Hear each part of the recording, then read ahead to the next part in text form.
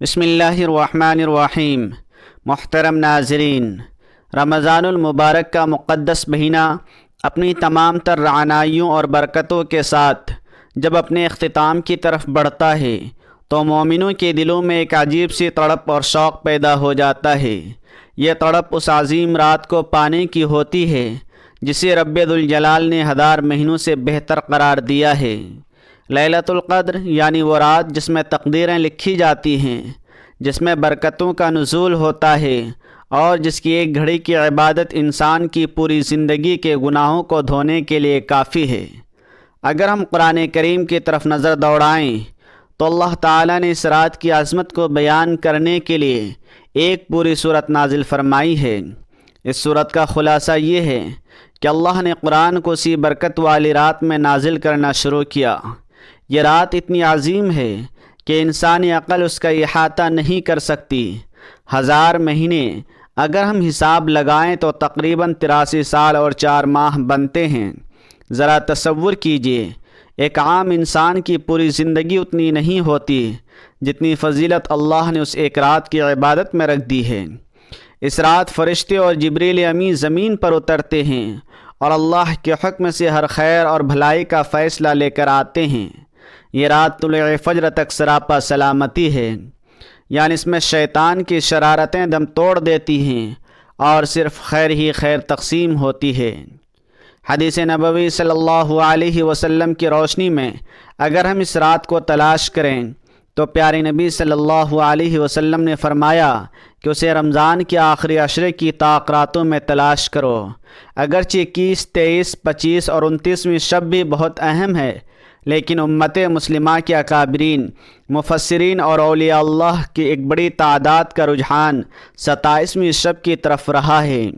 حضرت ابن عباس رضی اللہ عنہما جیسے جلیل القدر صحابی نے قرآن کے کلمات اور دیگر اشاروں سے یہ ثابت کرنے کی کوشش کی کہ 27ویں شب ہی لیلۃ القدر ہونے کا قوی امکان رکھتی ہے۔ حضور صلی اللہ علیہ وسلم کا فرمان ہے کہ جو شخص اس رات کی خیر سے محروم رہ گیا وہ گویا تمام بھلائیوں سے محروم کر دیا گیا۔ یہ کلمات ہمیں چونکا دینے کے لیے کافی ہیں کہ ہم اس رات کو غفلت میں نہ گزاریں۔ آپ صلی اللہ علیہ وسلم اس عشرے میں اپنی کمر کس لیتے تھے، راتوں کو جاگتے تھے اور اپنے گھر والوں کو بھی بیدار کرتے تھے۔ یہ رات صرف انفرادی عبادت کی نہیں بلکہ پورے گھرانے کو اللہ کی طرف متوجہ کرنے کی رات ہے۔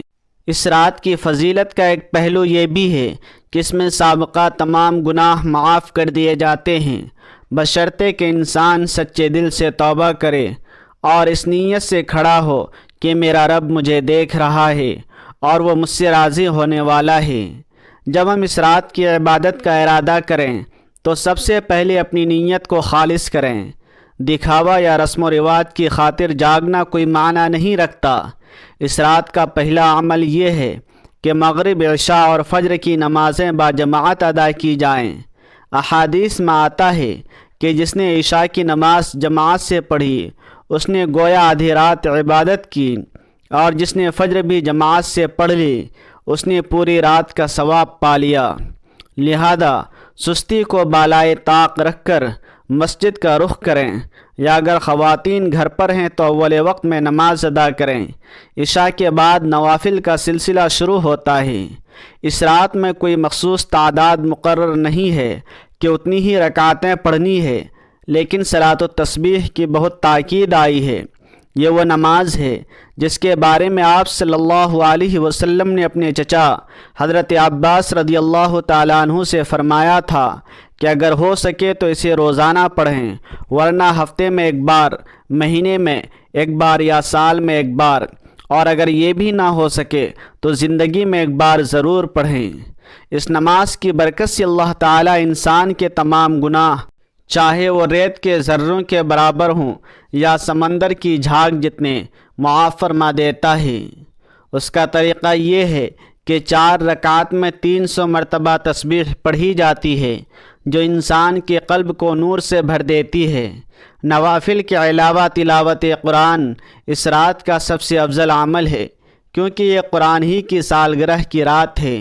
قرآن پاک کی حروف کو سمجھ کر پڑھنا اور ان پر غور و فکر کرنا اللہ کے قرب کا ذریعہ بنتا ہے۔ اس کے ساتھ ساتھ کثرت سے درود شریف پڑھنا چاہیے، کیونکہ درود شریف وہ عمل ہے جو اللہ کی بارگاہ میں کبھی رد نہیں ہوتا۔ جب ہم نبی کریم صلی اللہ علیہ وآلہ وسلم پر درود بھیجتے ہیں تو اللہ ہم پر اپنی رحمتوں کے 100 دروازے کھول دیتا ہے۔ استغفار اس رات کا جوہر ہے۔ اللہ تبارک و تعالیٰ کو اپنے بندے کا گڑ گڑانا اور معافی مانگنا بہت پسند ہے۔ حضرت عائشہ صدیقہ رضی اللہ تعالیٰ عنہا نے جب حضور صلی اللہ علیہ وسلم سے پوچھا کہ میں اس رات میں کیا مانگوں، تو آپ صلی اللہ علیہ وسلم نے اتنی مختصر اور جامع دعا سکھائی جو ہر مسلمان کو زبانی یاد ہونی چاہیے۔ اس کا اردو مفہوم یہ ہے کہ اے اللہ تو معاف کرنے والا ہے اور معافی کو پسند کرتا ہے، پس مجھے معاف فرما دے۔ اس دعا کو چلتے پھرتے اٹھتے بیٹھتے اپنی زبان کا تکیہ کلام بنا لیں۔ معافی مانگتے وقت صرف اپنی ذات کو یاد نہ رکھیں بلکہ اپنے والدین جو اس دنیا میں نہیں رہے یا جو حیات ہیں ان کے لیے مغفرت اور درجات کی بلندی کی دعا کریں۔ اپنے بچوں کے نیک نصیب، رزق کی کشادگی اور امت مسلمہ کے حال زار پر رحم کی التجا کریں۔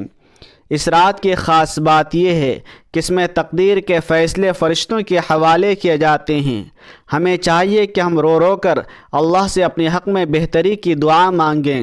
اللہ تعالیٰ کے بارے میں آتا ہے کہ وہ اس رات آسمان دنیا پر نزول فرماتا ہے اور پکارتا ہے کوئی جو مجھ سے مغفرت طلب کرے میں اسے بخش دوں، ہے کوئی رزق مانگنے والا کہ میں اسے مالا مال کر دوں، ہے کوئی مصیبت زدہ کہ میں اس کی تکلیف دور کر دوں۔ جب اللہ خود پکار رہا ہو تو بندے کا فرض ہے کہ وہ اپنی جھولی پھیلا دے۔ سجدے کی حالت میں کی جانے والی دعا اللہ کے بہت قریب ہوتی ہے۔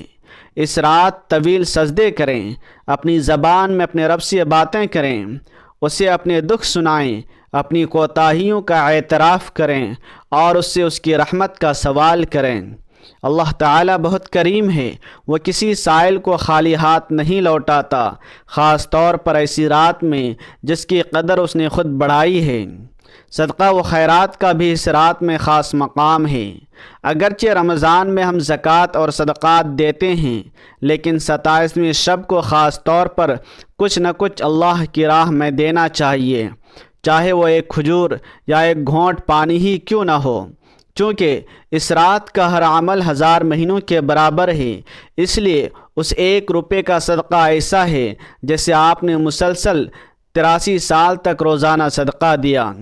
یہ نیکیوں کی تجارت کا وہ موقع ہے جسے کوئی بھی عقل مند انسان ضائع نہیں کرنا چاہے گا۔ اسی طرح لوگوں کو معاف کرنا بھی اس رات کی بہترین عبادت ہے۔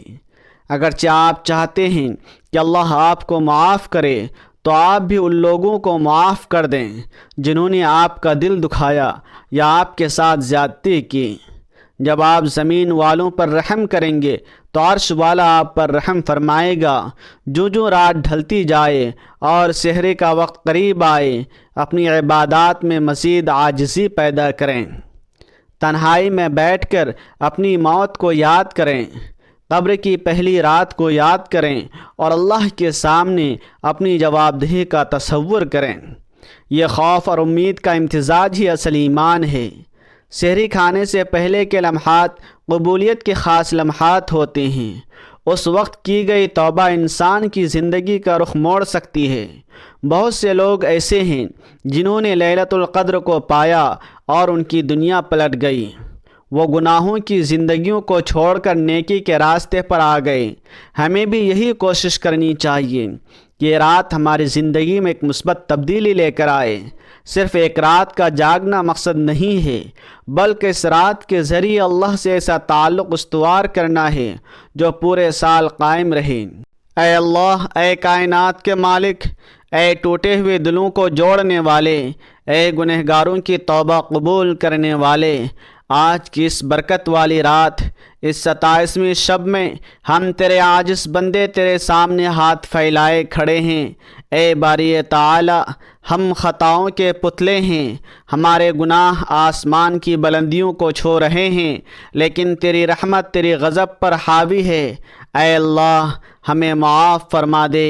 اے پروردگار، تو نے خود فرمایا کہ تو معافی کو پسند کرتا ہے، تو اے اللہ ہمیں بھی معافی کا پروانہ عطا کر دے، ہماری زندگی کے پچھلے تمام گناہوں کو اپنی رحمت سے نیکیوں میں بدل دے۔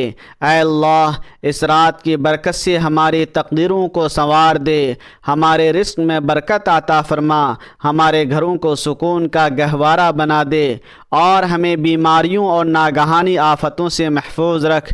اے اللہ جو ہم میں سے بے اولاد ہیں انہیں نیک اولاد عطا کر، جو قرض دار ہیں ان کے قرض غیب سے ادا فرما، اور جو پریشان حال ہیں ان کی پریشانیاں دور کر دے۔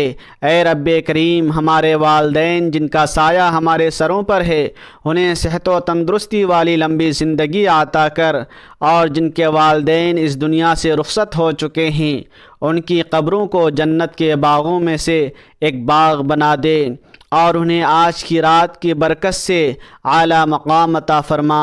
اے اللہ ہماری نسلوں کی حفاظت فرما، ہمیں اور ہماری اولاد کو نماز کا پابند بنا، اور ہمیں صراط مستقیم پر چلنے کی توفیق عطا کر۔ اے اللہ اس مبارک رات میں امت مسلمہ کی حال پر رحم فرما، جہاں کہیں بھی مسلمان ظلم کی چکی میں پس رہے ہیں ان کی غیب سے مدد فرما، بیماریوں کو شفا دے اور بے کسوں کا سہارا بن جا۔ اے اللہ ہمیں اس رات کی تمام تر برکتوں سے مالا مال فرما، اور ہمیں ان لوگوں کی فہرست میں شامل کر لے جن کے لیے تو نے جہنم کی آگ سے آزادی کا فیصلہ کر دیا ہے۔